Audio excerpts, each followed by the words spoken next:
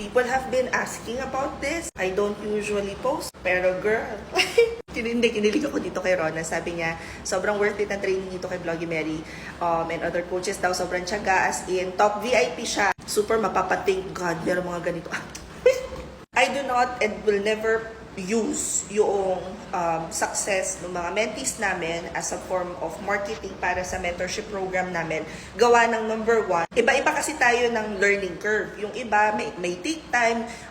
We've also encountered yung mga mentee na masyado nang nagmamamaru. So, kumbaga, hindi na match dun sa itinuturo namin yung gusto nilang matutunan. Tsaka alam nyo, sa totoo lang, hindi rin nawawala yung mga bida-bida na may alam ka na pala bakit nag-enroll ka pa. Parang ganon. Yung mga tao na hindi na open to learn. However, I'd like to show you some of the people na naturuan ko na personally. Kasi ang mas gusto ko sanang mangyari sa mga mentees natin is maging, ito na talaga yung kabuhayan nila ng pangmatagalan.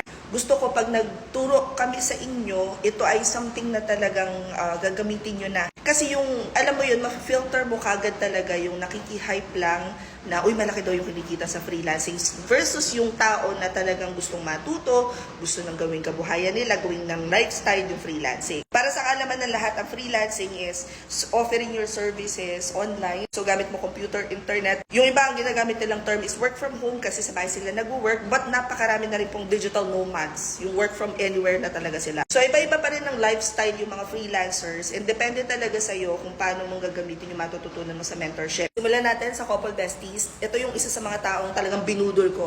Mag-work from home kayo, mag-apply kayo dito. And 10 years na sila ngayon. Actually, over 10 years. 11 years na sila ngayong freelancers. Meron na din silang maliit na agency na sinisimulan. Sobrang proud ako dito sa magjowa na to. Pero nung uwi namin ng Quezon Province, sila yung kasama namin na mag-co-work. Sa bahay kami nag-work. Good times, sobrang happy memories. And ngayon, kasama na namin sila nagka-camping habang nag-work. Actually, hindi pala sila nag-work. Sila nag-camping. Ako natulog.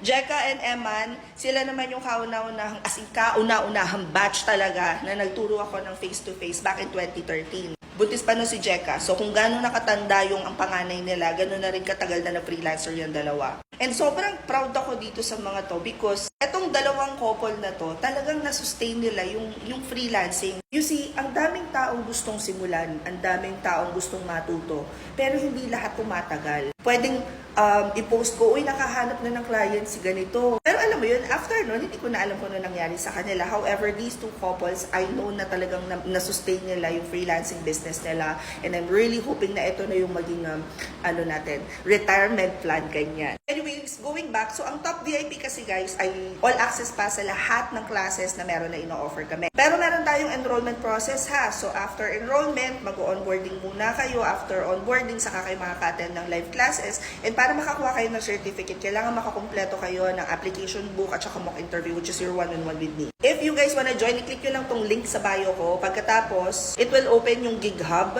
So pag open yan, makikita nyo live mentorship classes. Hanapin nyo na lang sa pinakantas 1999 Top VIP All Access Pass. Kung nasa Instagram naman kayo, ito yung i-click nyo. In case hindi gumana yung TikTok at saka Instagram, punta na lang kayo sa Facebook page ko. Makikita nyo, pag nakita nyo itong video na ito, sa mismong caption yung link. Ganon din naman sa YouTube, nasa description box lang. Just a heads up, June class will close na. So kung gusto nyo makasama sa batch ng June, mag-join na kagad kayo. Hope this helps. Comment down the questions you guys have about working from home, follow from or work from home. Chismis, bye!